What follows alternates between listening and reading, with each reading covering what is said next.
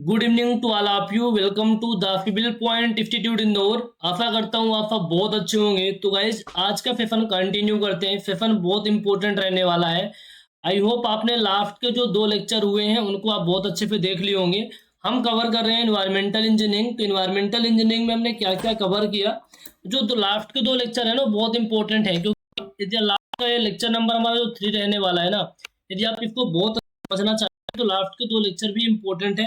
हालांकि इसमें बहुत ज़्यादा कोई हाई फाई कॉन्सेप्ट नहीं होता, समझ में आ जाता है, बट फिर भी यदि आप पढ़ लेंगे पहले वाले लेक्चर को तो काफ़ी हेल्पफुल रहेगा आज के लेक्चर को समझने के लिए। तो ये हमारा लेक्चर नंबर 3 रहने वाला है। इन्वायरमेंटल इंजीनियरिंग हम कवर कर रहे हैं आपके मध्य प्रदेश सब इंजीनियर के लिए, एमपी सब इंजीनियर एग्जाम, साथ में आपका जो आरआरबी जेई का एग्जाम होने वाला है। इन दोनों एग्जाम को टारगेट करते हुए हमारा अप्रोच है। या फिर इसके अलावा कोई सा भी एग्जाम देंगे तो सिलेबस इस तरीके से आपका कवर रहेगा कि बहुत अच्छे से आपके कॉन्सेप्ट क्लियर रहेंगे और आसानी से एग्जाम दे पाएंगे। हम कवर कर रहे हैं एमपी सब इंजीनियर और आरबी जे के सिलेबस को ध्यान में रखते हुए। ठीक है, तो आगे हमने पहले वाले लेक्चर के अंदर हमने बेसिक सिलेबस को डिस्कस किया था। जो लास्ट का लेक्चर था लेक्चर नंबर 2, जिसके अंदर हमने चैप्टर 1 स्टार्ट किया था, water demand its force and conveyance, जिसके अंदर हमने देखा था डिजाइन पीरियड वाले कॉन्सेप्ट को। डिजाइन पीरियड वाले कॉन्सेप्ट को देखने के बाद हमने बहुत सारे मेथड के बारे में डिस्कस किया था पॉपुलेशन फॉरकास्टिंग की, जिसमें 2 टाइप की मेथड निकल के आती है, न्यूमेरिकल मेथड, दूसरी ग्राफिकल मेथड। न्यूमेरिकल मेथड में जो हमारे ये 4 मेथड आती है ना, arithmetic increase method, geometrical increase method, incremental increase method और decreasing rate of growth method. ये चारों मेथड बहुत इंपॉर्टेंट है और जो सवाल आते हैं आपके इन 98% जो क्वेश्चन पूछे जाते हैं आपके 2 मेथड से आते हैं, अरिथमेटिक इंक्रीज मेथड और ज्योमेट्रिक इंक्रीज मेथड। इन मेथड को आप छोड़ भी देंगे तो कोई इशू नहीं है, नाम आपको पता होना चाहिए। अरिथमेटिक इंक्रीज मेथड के बारे में हमने डिस्कस किया था। सिंपल सा फार्मूला था कि हमें जो फ्यूचर की जो पॉपुलेशन फॉरकास्ट करनी होती है, पी एन इक्वल टू होता है P naught plus N x bar. ये चीजें हमने पढ़ी थी। पी एन क्या होता है, population after n decade. P naught क्या होता है, प्रेजेंट में कितनी पॉपुलेशन है। एन होता है number of decade. X power हमारा होता है कि एवरेज इंक्रीज इन पॉपुलेशन क्या होती है। इसको हमने बहुत अच्छे से न्यूमेरिकल प्रॉब्लम के माध्यम से आपको एक्सप्लेन किया था। आई होप आप उनको कर लिए होंगे। और हमने लास्ट के 2 क्वेश्चन भी आपको दिए थे। इस वाले क्वेश्चन को तो हमने करवा दिया था ना, इस वाले क्वेश्चन को तो हमने करवा दिया था, जिसमें 2020 के अंदर आपको पॉपुलेशन निकालनी थी। इसके बाद के कुछ और प्रॉब्लम थे जिनको आपको करना था। अब पता नहीं आपने किया कि नहीं किया, क्योंकि आप में से कोई स्टूडेंट कमेंट करके नहीं बताए हैं। ठीक है, कुछ लोग तो व्हाट्सअप कर दिए, बहुत अच्छी बात है। और जिन्होंने कोई भी अपडेट नहीं दिया तो भाई ऐसे कैसे काम चलेगा, आपको पढ़ना पड़ेगा। बिना पढ़े तो आपका कुछ भी नहीं होने वाला, तो पढ़ना तो पड़ेगा। इन क्वेश्चन को भी बहुत अच्छे से आप लोग कर लीजिए। इन क्वेश्चन को भी बहुत अच्छे से आपको करना पड़ेगा। ठीक है, इन क्वेश्चन को भी बहुत अच्छे से करना पड़ेगा। तो क्वेश्चन आपकी स्क्रीन पे है, इनको एक बार देख लीजिए। कुछ भी बहुत बड़े क्वेश्चन नहीं है, बहुत सिंपल क्वेश्चन है जिनको आपको करना है। ठीक है, जैसे कि क्वेश्चन की हम बात करें, इस क्वेश्चन की बात करें, कैलकुलेट, इस वाले क्वेश्चन हमने करवा दिया था ना, इसकी बात कर लेते हैं। Calculate the population bye end of 2011 by the arithmetical increase method.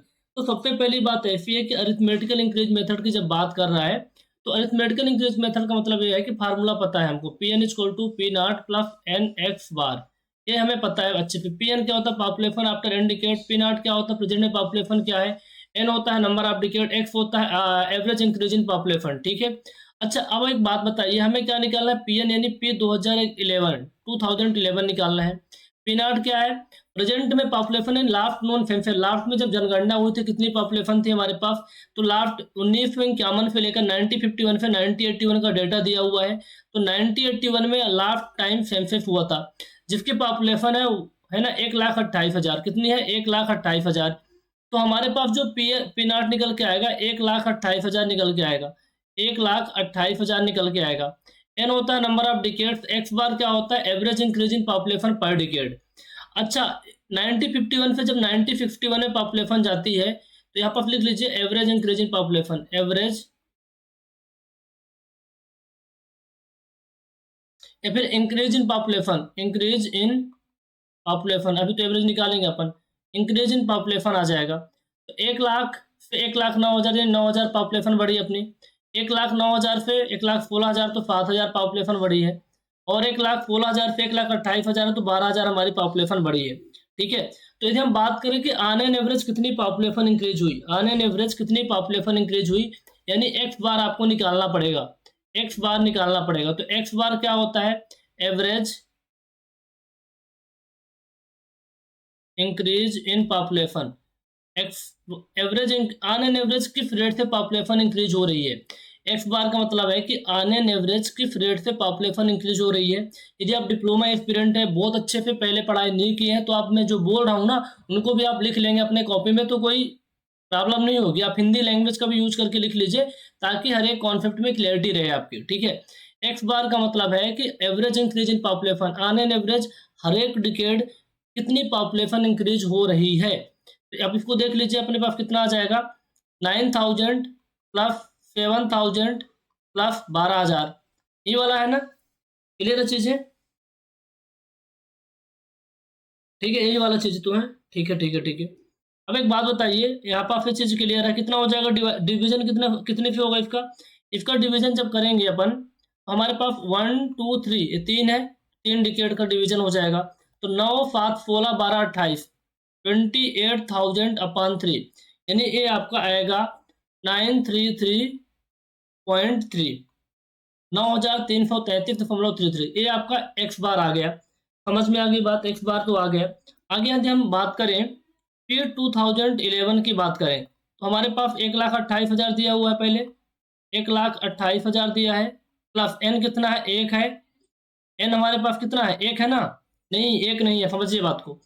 1981 पे आपको 2011 पे चलना है, यानी 1981 फिर 1991 में, फिर 2000 में, फिर 2011, यानी ये आप बताए 1981 का डेटा दिया हुआ है, 1981 का डेटा दिया, 1981 से 1991 में, यानी एक बार जनगणना हुई होगी, एक बार सेंसस हर एक 10 साल पे होता है ना, फिर 1991 से 2000 में एक बार, फिर इसमें एक बार, यानी टोटल 3, टोटल नंबर ऑफ जो एन है नंबर ऑफ डिकेड्स, एन क्या होता है, नंबर ऑफ डिकेड्स, तो टोटल यानी 3 डिकेड के बाद है पॉपुलेशन बतानी है, 3 डिकेड के बाद पॉपुलेशन बतानी है। तो 1981 से 2011 की जब बात कर रहे हैं तो नंबर ऑफ डिकेड कितना आ गया, 3 आ गया। नंबर ऑफ डिकेड कितना आ गया भैया, 3 आ गया। जब नंबर ऑफ डिकेड आपका 3 आ गया तो आसानी से आप इसको फॉलो करेंगे, ठीक है। तो एन की वैल्यू कितनी होगी, 3 होगी, एक थोड़ी होगी, क्योंकि 1981 का डेटा दिया हुआ है, 2011 की बात कर रहा है, तो 1981 फिर 1991 फिर 2000 फिर 2011, ये नंबर ऑफ डिकेड आपके पास कितने आ गए, 3। तो एवरेज इंक्रीज इन जो पॉपुलेशन हो जाएगी आपको वो 3 आ जाएगा। Sorry, average increase in population तो आपने निकाल लिया, नंबर ऑफ डिकेड आपका 3 आ गया, ठीक है, कंफ्यूज मत होना। अब इसका फॉलो कर लेते हैं।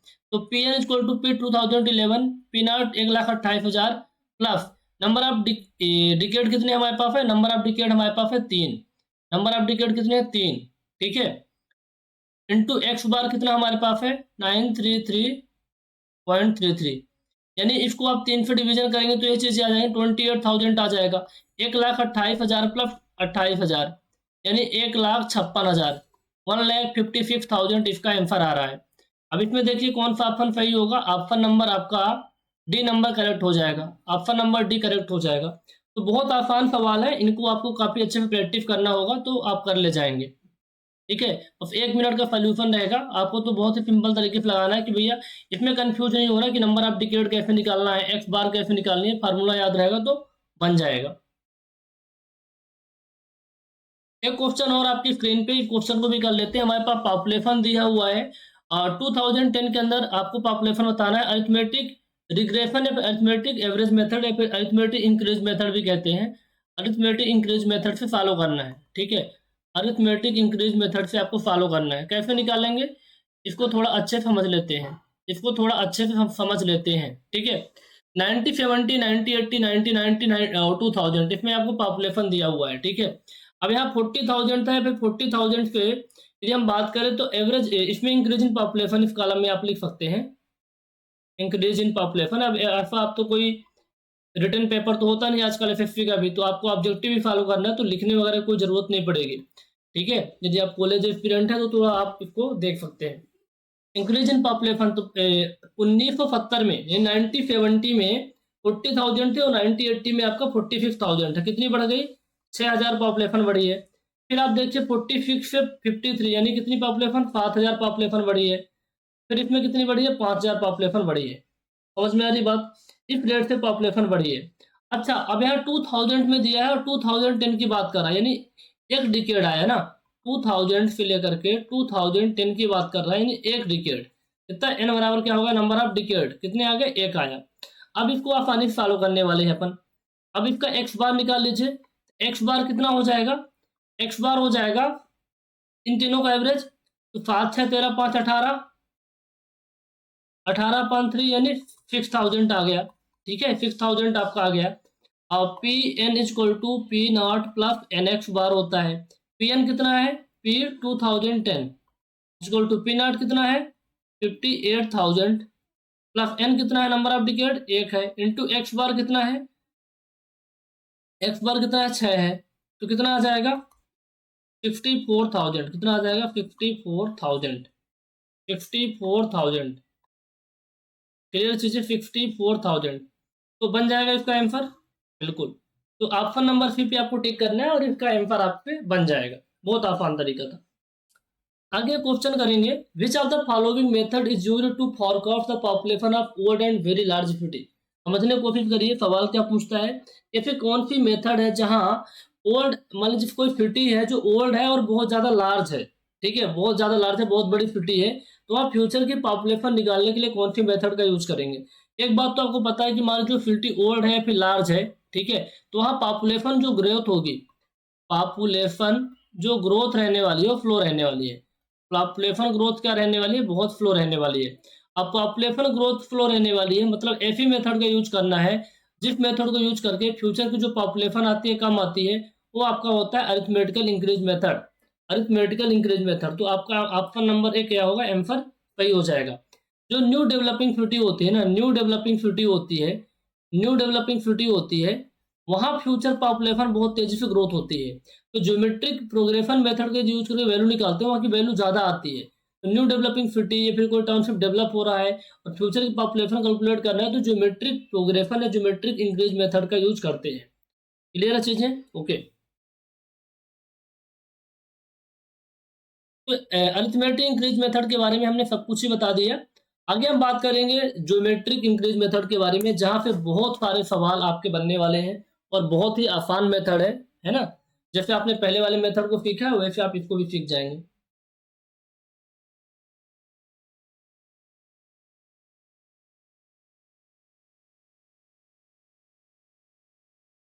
ज्योमेट्रिक इंक्रीज मेथड क्या होती है, देखिए इस मेथड से होता क्या है, जो ज्योमेट्रिक इंक्रीज मेथड होती है इसमें होता क्या है, हमने कुछ स्टेटमेंट लिखे हैं, पहले इसको समझ लीजिए, बाकी चीज क्लियर हो जाएंगे। As per this method the per decade percentage increase in population is assumed to be constant and the increase is compound over the existing population every decade. समझ में नहीं आ रहा है ना, छोड़ दीजिए। इसका दूसरा नाम क्या है, यूनिफॉर्म इंक्रीज मेथड।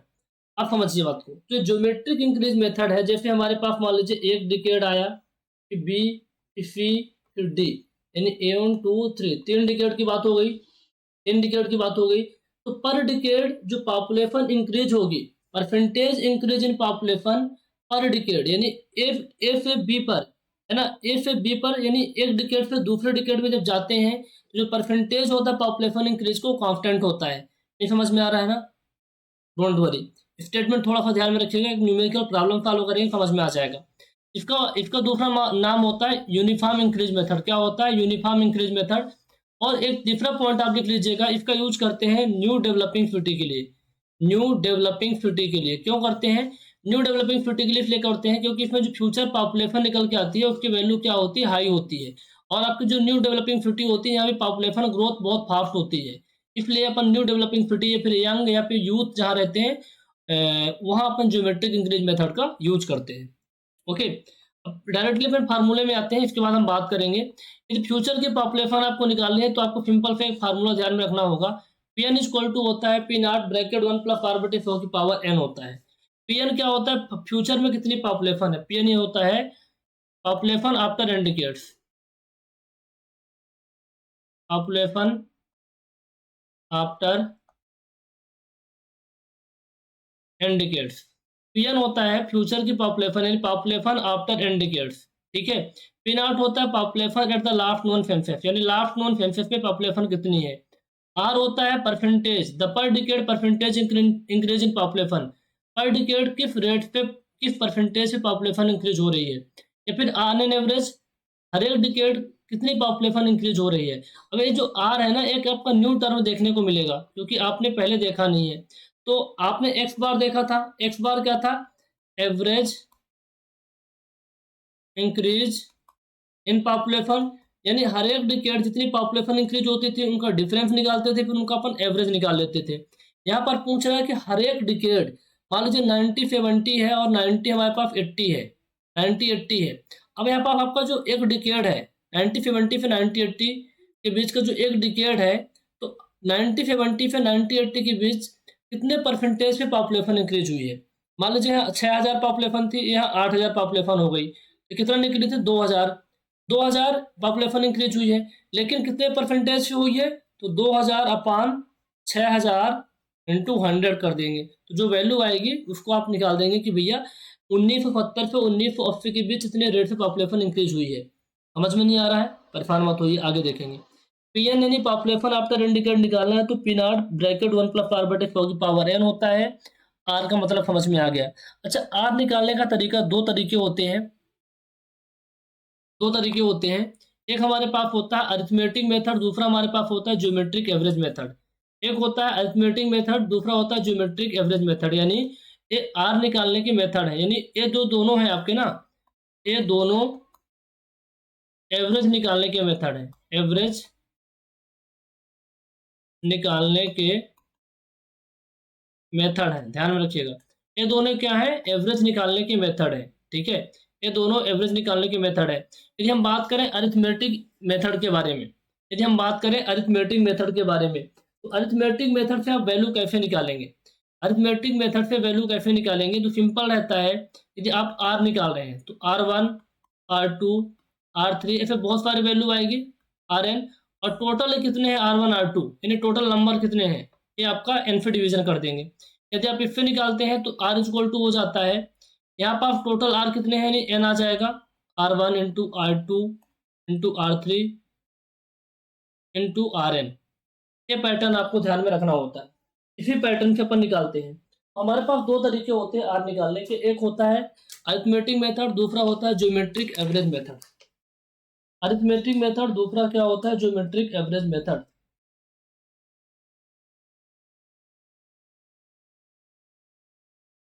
इसमें कोई डाउट तो नहीं है ना, इसमें बहुत सिंपल चीजें हैं, इसमें कुछ डाउट वाली बात ही नहीं हो सकती, इसमें कुछ डाउट वाली बात नहीं हो सकती, ठीक है,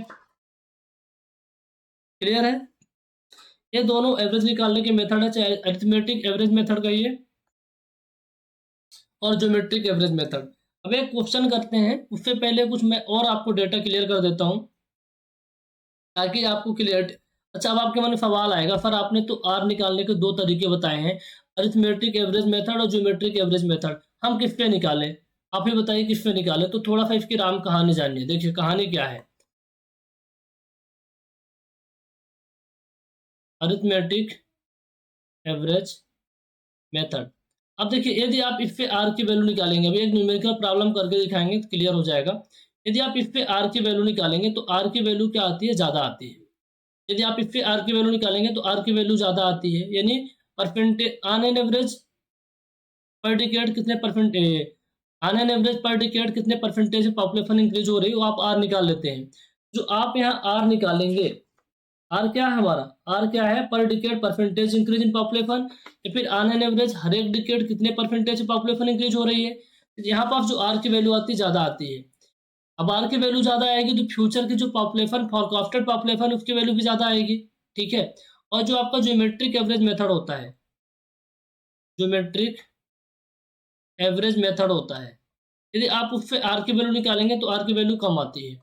ज्योमेट्रिक एवरेज मेथड से जो आर की वैल्यू आती है, आर की वैल्यू क्या होती है, कम आती है। समझ में आ रही बात। जब ज्योमेट्रिक एवरेज मेथड से आर की वैल्यू कम आएगी तो फ्यूचर में जो पॉपुलेशन निकालेंगे वो पॉपुलेशन की वैल्यू भी कम आएगी।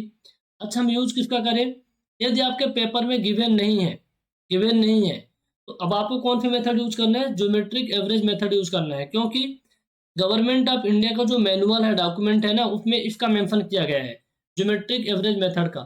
लेकिन यदि गिवन है तो उससे आप करेंगे, और वैल्यू किससे ज़्यादा आएगी, अरिथमेटिक एवरेज मेथड से आती है, ठीक है, अरिथमेटिक एवरेज मेथड से आती है।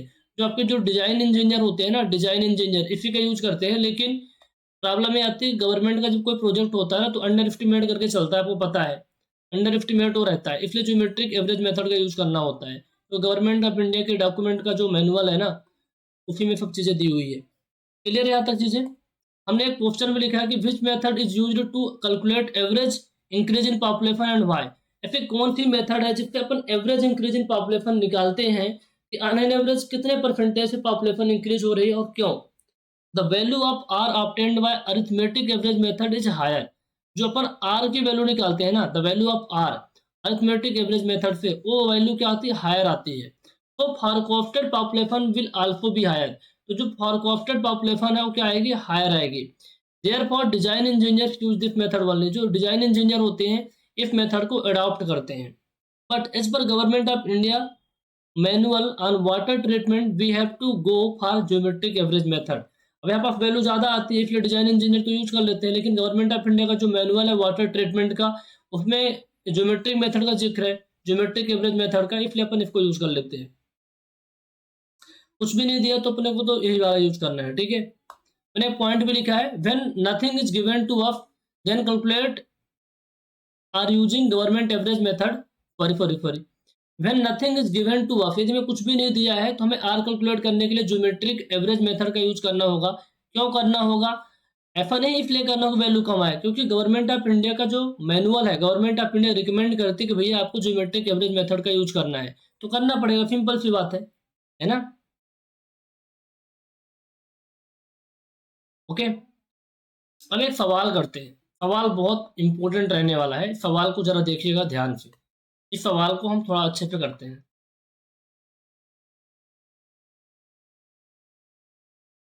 Population of a town 3 consecutive year 5000, 7000, 8400 respectively आपको दिया हुआ है। The population of the town in the 4th consecutive year according to geometrical increase method. आपको लगातार 3 साल तक पॉपुलेशन दी हुई है, नेक्स्ट 4th ईयर में आपको पॉपुलेशन निकालना है, ठीक है। अब एक बात बताइए कैसे कैलकुलेट करेंगे, ठीक है। हमें फर्स्ट ईयर का दिया population, the population of town 3, यानी लगातार 3 साल की पॉपुलेशन दी हुई है। तो जो फर्स्ट में पॉपुलेशन दी हुई है वो पॉपुलेशन कितनी दी हुई है हमको, वो 5000 दी है। कितनी दी है, 5000। सेकंड में जो पॉपुलेशन है वो हमें दी हुई है 7000।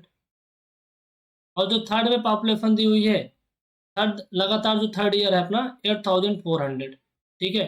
अब यहाँ पर आप बताइए कि हर एक ईयर पॉपुलेशन कितना इंक्रीज हो रही है। यहाँ 2000 पॉपुलेशन इंक्रीज हुई, यहाँ पॉपुलेशन इंक्रीज हो रही है 1400 के रेट से, 1400 के रेट से इंक्रीज हो रही है, ठीक है।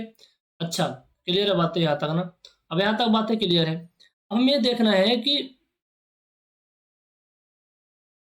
अब यानी पहले साल से दूसरे साल, मेरे पास डिकेड का ही मेंशन नहीं है, अपन तो डिकेड ही लेके चलते हैं, क्योंकि डिकेड की जनरली बात होती है हर जगह, डिकेड की जनरली बात होती है हर जगह पे। जनरली क्या होता है, डिकेड की बात होती है, क्योंकि population of the town in the 4th consecutive year पूछा है, तो मतलब अपन ये मान के चलते हैं कि जो एन है आपका ना, एन आपका नंबर ऑफ डिकेड होगा। एन क्या होगा, नंबर ऑफ डिकेड होगा। नंबर ऑफ डिकेड, अब लगातार की बात किया मतलब एक हो जाएगा, है ना। तो पहले डिकेड, दूसरे डिकेड, तीसरे डिकेड, और हमें लगातार जो 4th डिकेड आएगा यहाँ पर हमें पॉपुलेशन निकालनी थी। तो पहले डिकेड से दूसरे डिकेड में जो पॉपुलेशन जाती है तो 2000 के रेट से बढ़ती है, दूसरे से तीसरे में 1400 के रेट से बढ़ती है। अब पहले डिकेड से दूसरे डिकेड में कितने परसेंटेज से बढ़ती है, 2000 बढ़ी विथ रिस्पेक्ट टू 5000, यानी विथ रिस्पेक्ट टू 5000 आपकी पॉपुलेशन 2000 से बढ़ी है, इंटू 100 हो जाएगा। अब ये जीरो चला जाएगा, ये जीरो चला जाएगा, तो कितना आ जाएगा 40%, यानी R1 की जो वैल्यू आ जाएगी वो कितनी आ जाएगी 40%। R1 की वैल्यू कितनी आ जाएगी 40% आ जाएगी, सिंपल है। अब देखें सेकंड डिकेड से थर्ड डिकेड की भी जो पॉपुलेशन जा रही है, सेकंड ईयर से थर्ड ईयर, सेकंड डिकेड से थर्ड डिकेड, तो 7000 से 8400 यानी 1400 के रेट से with respect to 7000 into 100, 2 zero से 2 जीरो कैंसिल हो गया, 1 जीरो से 1 जीरो कैंसिल हो गया, कितना आएगा 20%। तो R2 की वैल्यू निकल के आती है वो 20% आती है। R2 की वैल्यू कितनी आती है 20% आती है। क्लियर चीज़ें, R1 और R2 आपने निकाल लिया। आपने यदि R1 और R2 कैलकुलेट कर लिया तो अब आपको क्या करना है, R निकालना है। अब आर निकालने के लिए हमारे पास दो मेथड होते हैं, तो अपन हेडिंग बना लेते हैं calculation of R.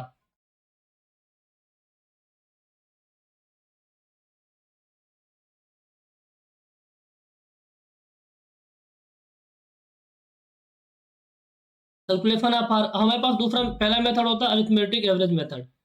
Arithmetic average method, arithmetic average method का यूज करेंगे। अब अरिथमेटिक एवरेज मेथड का जब यूज करेंगे तो आर अपना जो निकल के आएगा, आर जो निकल के आएगा, आर इक्वल टू हो जाएगा, हमारे पास दो आर वन और आर टू आया है, तो आर वन अपन आर टू, और टोटल कितना है, एक दो, दो फिर डिवीजन हो जाएगा, ठीक है। तो आर वन कितना है, 40 + 20, 40 + 20 अपॉन टू कितना आ जाएगा, 60/2 इक्वल टू 30 आ जाएगा। कितना आ जाएगा, 30 आ जाएगा। आर की वैल्यू 30 आ गई। वहीं यदि हम बात करें ज्योमेट्रिक एवरेज मेथड का यूज करें, ज्योमेट्रिक एवरेज मेथड का,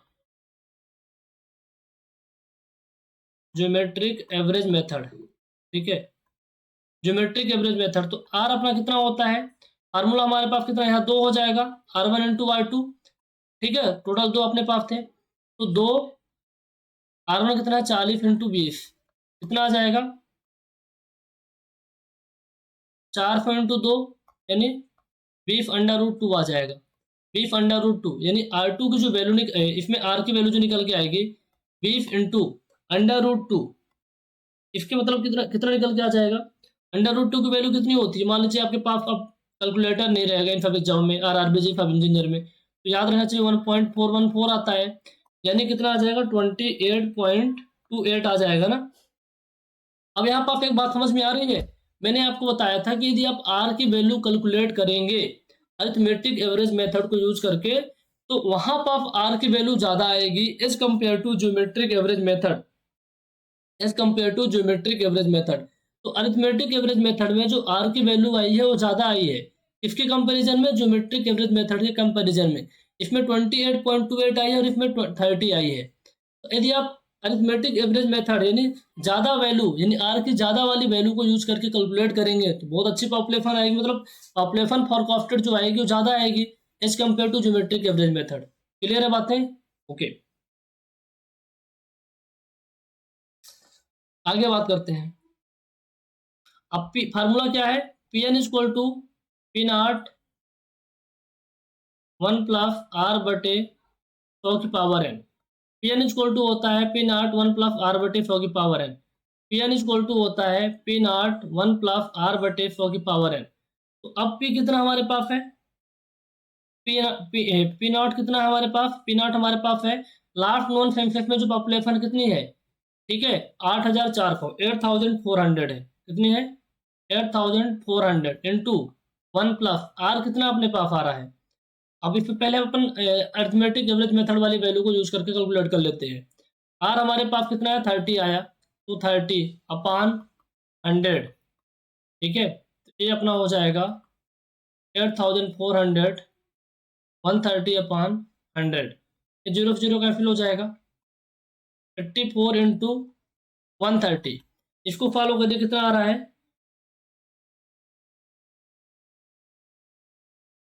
10,920। तो यहाँ पर आप जो फ्यूचर की पॉपुलेशन आपकी आ रही है लास्ट, है ना, ये आपका जो फोर्थ कंजुकेटिव ईयर पॉपुलेशन आ जाएगी 10,920, ठीक है। कब आई है, जब आपने अरिथमेटिक एवरेज मेथड का यूज किया है आर को कैलकुलेट करने के लिए। यदि हम बात करें ज्योमेट्रिक एवरेज मेथड पे, तो यहाँ पर जो वैल्यू निकल के आएगी वो आपकी पी एन इक्वल टू हो जाएगी 8,400, 1 + 28.8, ठीक है, यहाँ पर 28.8 आएगा, 28.8/100। एक बार कैलकुलेशन आप चेक कर लीजिएगा, 8,400, 128/100 हो जाएगा, ठीक है। अपन वैल्यू कितने निकालेंगे, अपने वैल्यू निकल के आएगी यहाँ पास, जीरो से जीरो कट जाएगा, ये आपका आएगा 10,819। अब यहाँ पर आप देखिए, यदि हमने जब हमने अरिथमेटिक एवरेज मेथड का यूज करके कैलकुलेट किया तो 10,920 आया, जब हमने ज्योमेट्रिक एवरेज मेथड का यूज करके कैलकुलेट किया तो 10,819 आया, यानी इसमें ज़्यादा आया इसमें कम आया। तो यहाँ तक तो क्लियर चीज़ है ना, यहाँ तक तो कॉन्सेप्ट आपके क्लियर है।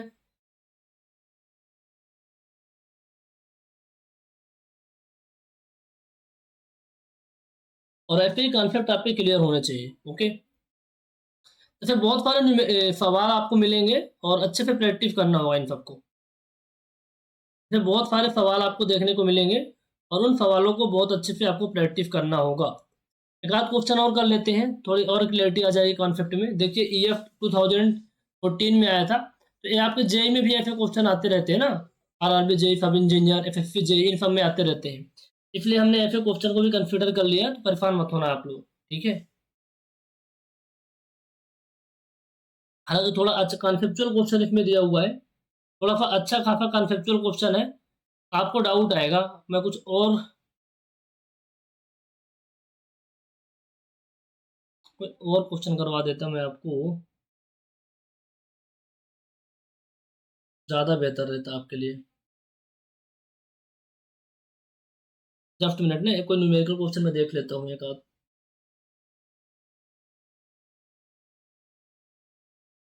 चलिए एक न्यूमेरिकल प्रॉब्लम हम आपको खुद से दे रहे हैं, इस क्वेश्चन को करिए आप लोग, ठीक है। थोड़ा इजी क्वेश्चन करिए, क्योंकि आप RRB जेई वगैरह एग्जाम के लिए टारगेट कर रहे हैं, सब इंजीनियर को थोड़ा सा लेवल वहाँ इजी रहता है, ठीक है। इसके समझ जाएंगे तो सारे सब कुछ बन जाएगा।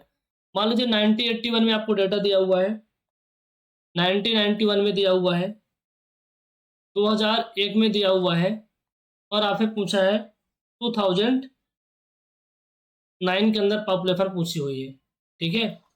2009 के अंदर पॉपुलेशन पूछी हुई है। यहाँ जो पॉपुलेशन आपको दिया 1981 में, वो आपको दिया 2 लाख, ठीक है। यहाँ पॉपुलेशन दिया 2,10,000, ठीक है। यहाँ जो पॉपुलेशन दिया है 2,30,000। क्लियर चीज़ें। अब आप देखेंगे 90, अब ये क्वेश्चन में दिया हुआ है और ये वाला सवाल आपसे पूछा हुआ है, ठीक है। अब यहाँ पर आप देखिए, एक बात बताइए, 2 लाख से 2,10,000 पॉपुलेशन इंक्रीज हो गई, यानी 10,000 पॉपुलेशन इंक्रीज हुई है 1981 से 1991 के बीच। 1991 से 2001 के बीच जो पॉपुलेशन इंक्रीज हुई है 2,10,000 से 2,30,000, यानी कितनी पॉपुलेशन इंक्रीज हुई है? 20,000 के रेट से, 20,000 के रेट से पॉपुलेशन इंक्रीज हुई है। अब R1 आपको जो निकल के आएगा 1981 से 1991 के बीच में, ठीक है, ये आपका हो जाएगा 1981 से 1991 के बीच कितने परसेंटेज पॉपुलेशन इंक्रीज हुई? तो 10,000 इंक्रीज हुई, ठीक है। कितने परसेंट? 10,000 इंक्रीज हुई population with respect to 2 lakh into 100, ये 2 जीरो से 2 जीरो कैंसिल, ठीक है।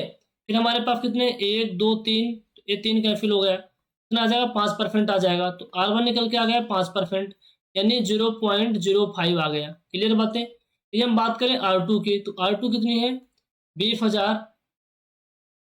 कितनी पॉपुलेशन? 2,10,000 के रिस्पेक्ट में बढ़ रही है ना, 2,10,000 के रिस्पेक्ट में, इंटू 100।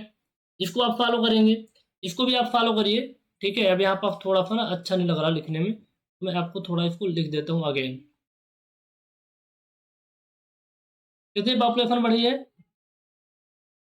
20,000, ठीक है। तो 1 0 1 0, 2 कट गए, 1 2 3, 1 2। तो इसको फॉलो करिए, जब आप इसको फॉलो करेंगे तो निकल के आएगा 9.52%, 9.52%। तो आपने R1 और R2 निकाल लिया, यानी 0.952 कह सकते हैं। आपने R1 और R2 निकाल लिया। अब यहाँ से आसानी से आप निकाल सकते हैं क्या? R के वैल्यू। यदि हम ज्योमेट्रिक एवरेज मेथड का यूज करो तो कितना हो जाएगा? ये आपका हो जाएगा 2 R1 R2, यानी 5 इंटू 9.52। इसको जब आप फॉलो करेंगे तो वैल्यू निकल के आएगी 6.899। कितनी आएगी? 6.899। फिर आप आसानी से निकाल सकते हैं क्या? Pn इक्वल टू यानी पी, ये आपको जो लास्ट में निकालना था, P0 कितना हमारे पास है? लास्ट नॉन सेंसस में 2,30,000 है पॉपुलेशन, तो 2,30,000 इंटू 1 प्लस आर कितना आया है आपके पास? 6.899 अपॉन 100, ठीक है, अपॉन 100। ये हमारी जो पॉपुलेशन निकल के आएगी वो आएगी 2,45,867। वापसन पे देख लेते हैं क्या दिया हुआ है। वापसन तो यहाँ पर लिखा नहीं है, क्वेश्चन तो मैंने खुद से फ्रेम किया है ना, तो इसको आप देख लीजिएगा। इसका जो आंसर आएगा 2,45,867। सिंपल क्या था, आपको 1981 में डाटा दिया था, 1991 में दिया था, 2001 में दिया था, और लास्ट में आपको एक डिकेड के बाद निकालना था। मान लीजिए यहाँ पर 2022 2021 लिखा होता है, यानी यहाँ पर 2001 से लेकर के 2010 फिर 2021, यानी आप देखिए 2 डिकेड का डिफरेंस आ रहा है, 2 डिकेड का। जैसे 1981 से 2001 के बीच पूछेगा तो 2 डिकेड आएगा ना। अब या 2001 से 2000, हालांकि यहाँ पर 2011 आना चाहिए, 2011, 2009 लिखा है, आप इसको 11 देखेंगे, 10 साल तभी होंगे। एक डिकेड आ गया तो एन की वैल्यू 1 आ गई, है ना, एन की वैल्यू क्या हो जाएगी, यहाँ पर 1 आ जाएगी ना, तो आसानी से आप कैलकुलेट कर लेंगे, कोई बड़ी बात नहीं है। क्लियर है। आगे हम बात करेंगे एक क्वेश्चन के बारे में। पहला हमारा अरिथमेटिक इंक्रीज मेथड हमने पढ़ा, दूसरा हमने पढ़ा ज्योमेट्रिक इंक्रीज मेथड, तीसरा हम पढ़ने वाले हैं इंक्रीमेंटल इंक्रीज मेथड के बारे में। इंक्रीमेंटल इंक्रीज मेथड बहुत ज़्यादा इंपॉर्टेंट तो नहीं है, बट थोड़ा सा आपको पता होना चाहिए। ये आपका मॉडिफाइड वर्जन होता है किसका, अरिथमेटिक एवरेज मेथड का, जिसमें आप फ्यूचर की पॉपुलेशन को आसानी से निकालते हैं। अब फ्यूचर पॉपुलेशन हमें पता है कि पहले हम क्या निकालते थे, अरिथमेटिक एवरेज मेथड में P N equal to P naught plus N x bar निकालते थे। ये आपका अरिथमेटिक एवरेज मेथड होता है, तो ये आपका अरिथमेटिक एवरेज मेथड हो जाएगा। साथ में कुछ चीजें इसमें ऐड ऑन है, तो P N equal to P naught plus N x bar n into n plus one upon two into y bar. P n आपको पता है फ्यूचर पॉपुलेशन कितनी होगी, population after n decades. P naught क्या होता है, population at last known census या present में पॉपुलेशन कितनी है। तो थोड़ा फास्ट बोल रहा हूँ क्योंकि मैंने बता चुका है, मैंने बता रखा है कई बार। एक्स बार क्या होता है कि ऑन एन एवरेज हर एक डिकेड कितने पॉपुलेशन इंक्रीज हो रही है। एन होता है नंबर ऑफ डिकेड। यहाँ पर एक अननोन टर्म है जिसके बारे में हम कुछ भी नहीं जानते, वो है बाई बार। क्या है बाई बार, बाई बार आपका होता है average of incremental increase, average of incremental increase of non decades, है ना, या फिर इसको ऐसे कह सकते हैं कि average of incremental increases, average of incremental increases. अब यहाँ पर अपने इंपॉर्टेंट नहीं है, न्यूमेरिकल तो मैं करवा देता, एवरेज ऑफ इंक्रीमेंटल, मैं मिटा देता हूँ इसको, इरेज करके लिखता हूँ, एक मिनट ना। जो है आपका ये बाई बार है ना, ये बाई बार एक बिल्कुल नया टर्म आपके लिए है, ठीक है, तो इसलिए कंफ्यूज मत होना। ये है आप एवरेज ऑफ इंक्रीमेंटल इंक्रीज, क्या है, इंक्रीमेंटल, ये आई है ना इंक्रीमेंटल इंक्रीज, ठीक है। तो यहाँ तक तो क्लियर होना चाहिए चीज़ है कि इंक्रीमेंटल इंक्रीज मेथड का फार्मूला क्या होता है। बाकी सवाल इस पे नहीं आते, सवाल इस पे नहीं आते हैं, सवाल इससे बहुत ही कम आते हैं, बट आपको पता होना चाहिए। फार्मूला पता रहेगा, देखते हैं टाइम मिलेगा तो लास्ट लास्ट में करवा देंगे। जो इंपॉर्टेंट है पहले उसको कवर कर लेते हैं, फिर जो लिस्ट इंपॉर्टेंट चीजें उनको भी हम बाद में आपको करवा देंगे, उसका कोई ज्यादा हमें इशू नहीं है। ओके,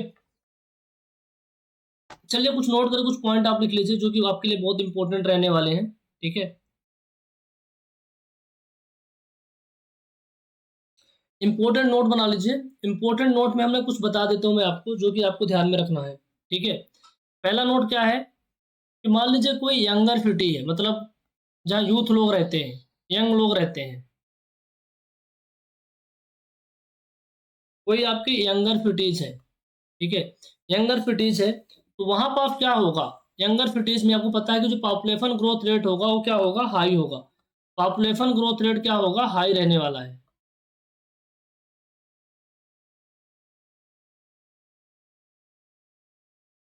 पॉपुलेशन ग्रोथ रेट क्या रहने वाला है, वो हाई रहने वाला है। अब यंगर सिटीज है, पॉपुलेशन ग्रोथ रेट हाई रहेगा, तो मतलब पॉपुलेशन ग्रोथ रेट हाई रहेगा यानी फ्यूचर की पॉपुलेशन भी ज़्यादा आएगी। फ्यूचर की पॉपुलेशन किससे ज़्यादा आती है, मतलब ऐसा कौन सा मेथड है जिसको यूज़ करके अपन यंगर सिटीज वाली सिटी के लिए फ्यूचर की पॉपुलेशन निकालते हैं, फिर न्यू डेवलपिंग सिटी के लिए, वो होता है go for geometrical increase method, geometrical increase method. तो किसका यूज करेंगे, ज्योमेट्रिकल इंक्रीज मेथड का यूज करेंगे, ठीक है। इस मेथड का यूज वहां करते हैं जहां पॉपुलेशन बहुत तेजी से बढ़ती है। ओके, दूसरा यदि हम बात करें यंगर सिटीज के अलावा, दूसरा अपन बात करें वो आपका आता है ओल्डर सिटीज में, क्या, ओल्डर सिटीज में, ठीक है। अब ओल्डर सिटीज के अंदर हम बात करें जो पॉपुलेशन ग्रोथ रेट होता है, क्या होता है, पॉपुलेशन ग्रोथ रेट क्या होता है ओल्डर सिटीज में, लो होता है ना, यानी पॉपुलेशन ग्रोथ रेट क्या होता है, फ्लो होता है, फ्लो होता है, फ्लो कहिए फिर लो कहिए, ठीक है। तो वहां अपन क्या करेंगे, फ्यूचर की जो पॉपुलेशन अपन निकालेंगे उसके लिए अपन यूज करेंगे अरिथमेटिक